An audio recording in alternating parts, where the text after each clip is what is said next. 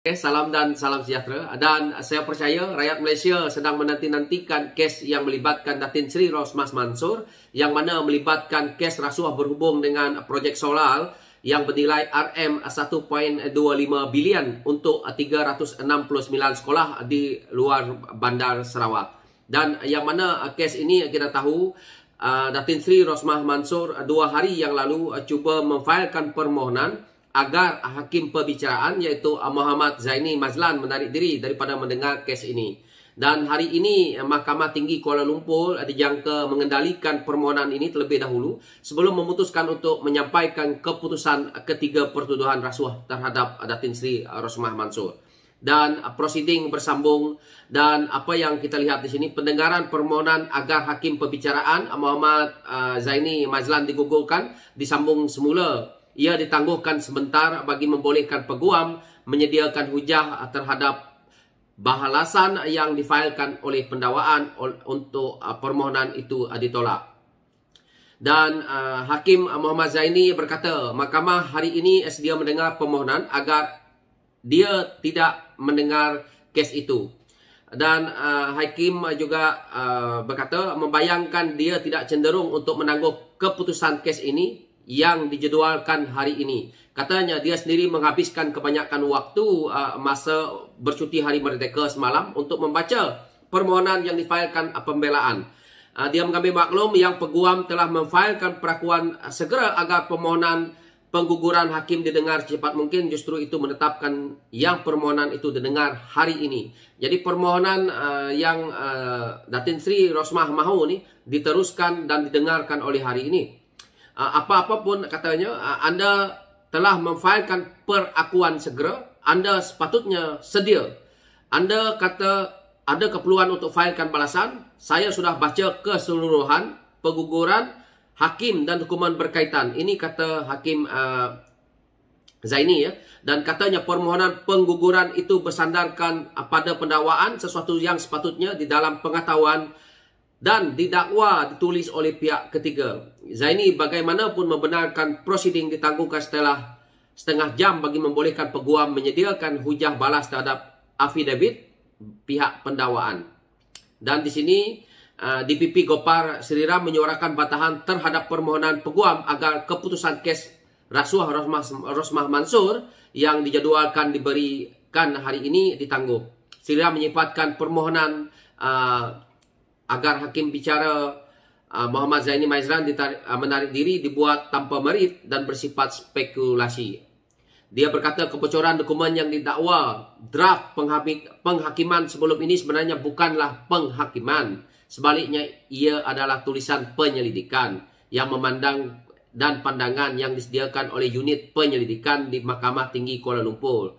Dia juga berkata pihak pendakwaan sedia untuk meneruskan pendengaran hari ini. Jadi tidak ada penangguhan, tidak ada apa-apa, kerana apa yang kita dengar di media yang dikatakan dokumen bocor itu, rupa-rupanya itu hanyalah draft penghakiman sebelum ini, sebenarnya bukanlah penghakiman. Sebaliknya ia adalah tulisan penyelidikan dan pandangan yang disediakan oleh unit penyelidikan di Mahkamah Tinggi Kuala Lumpur. Jadi di sini sangkutlah Rosmah nak buat delay lagi dah tak boleh, kerana ini cuma penyelidikan.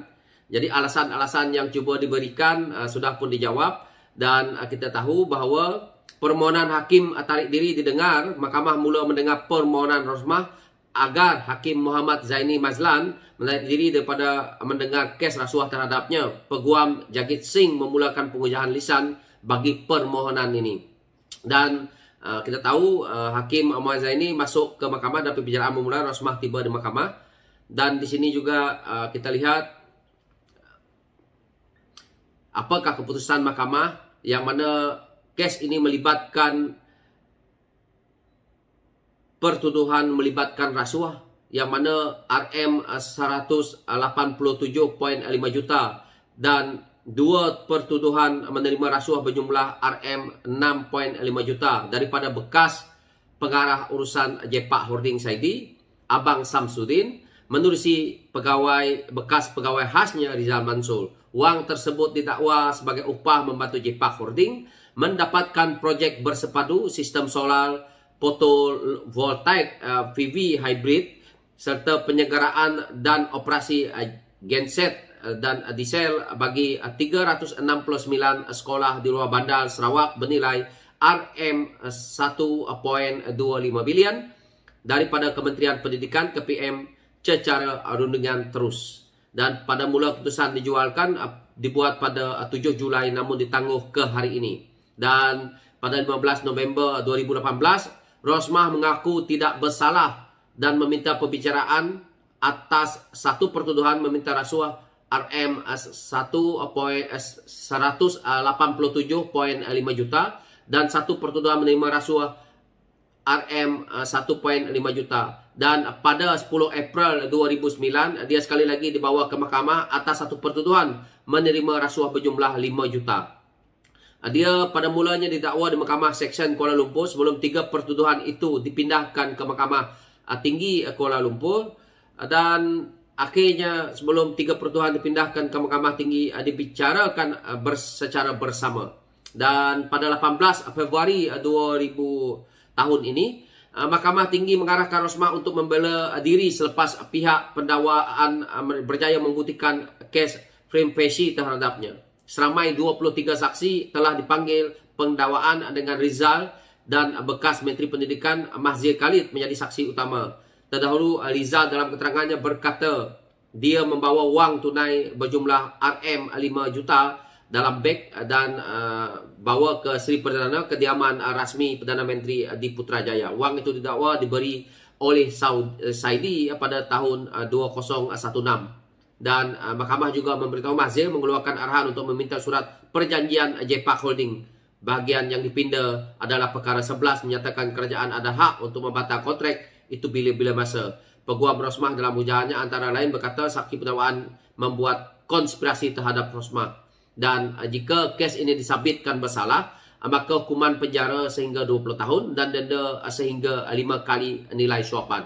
Apa yang menarik tentang kes ini adalah melibatkan projek solar, iaitu untuk sekolah luar bandar di Sarawak, yang mana projek ini menelan belanja 1.25 bilion. Dan apabila saya sebagai anak Sarawak melihat kes ini, yang mana Datin Sri Rosmah Mansor dituduh melibatkan cuba meminta rasuah berjumlah RM187.5 juta ini adalah sesuatu yang amat menjijikkan, amat menyakitkan hati ramai anak-anak Sarawak yang duduk di pendalaman, yang mana tenaga-tenaga pengajar seperti cikgu yang rasa perkara ini tidak sepatutnya, tidak wajar isteri bekas Perdana Menteri lakukan, kerana beliau hanyalah isteri kepada Perdana Menteri dan tidak terlibat sama sekali dalam urus tadbir negara. Tetapi kenapa perkara ini berlaku? Dan kalau betul Datin Sri Rosmah ini bersalah, saya harap hukuman yang amat berat diberikan oleh pihak penghakiman, kerana ini amat menghina anak-anak Sabah dan Sarawak dan juga terlalu tidak wajar sebagai seorang isteri kepada pemimpin negara waktu itu melakukan hal sedemikian. Dan kita tahu bahawa hari ini apa yang kita lihat di pendalaman Sabah Sarawak masih daif lagi, kerana banyak sangat ketirisan berlaku, rasuah berlaku, dan akhirnya perkara-perkara seperti ini, yang mana JPAC Holding ini telah pun diberi mandat untuk mendapat projek tender, yang mana ini adalah rundingan terus. Dan ini pada saya tidak adil, kerana ramai lagi orang-orang yang ada di Sarawak itu yang mempunyai pengalaman dalam bidang ini, kenapa tidak diberi kontrak projek tender ini? Kenapa perlu bagi dekat JPAC Holding ni?